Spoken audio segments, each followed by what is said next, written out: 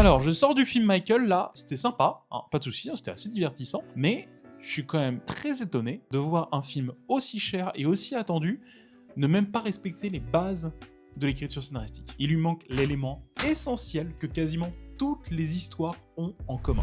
Je m'appelle François, je suis scénariste et bienvenue dans cet épisode 3 de 500 jours pour réussir où je rends l'écriture accessible et vous parle de ma vie de scénariste. Et cet élément, il est très simple mais pourtant très puissant.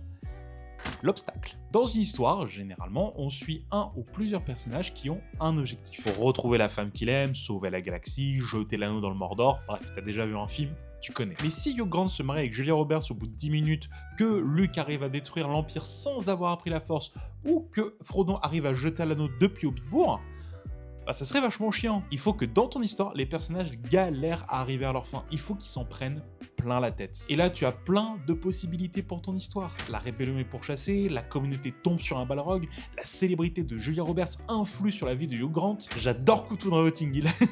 Je trouve ce film trop cool. Et pourquoi je parlais de Michael tout à l'heure? Eh bien parce que même si j'ai pas passé un mauvais moment devant, eh bien, il a quasiment aucun obstacle à son parcours. Même son père, au final, c'est pas un véritable obstacle. Michael arrive à tout faire. Il est jamais en difficulté sur la production de ses musiques, sur l'apprentissage de ses pas de danse.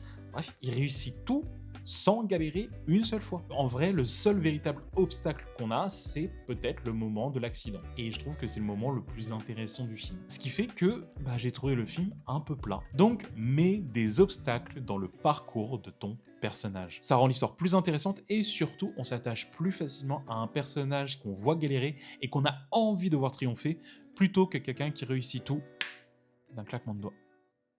Ça a bien claqué.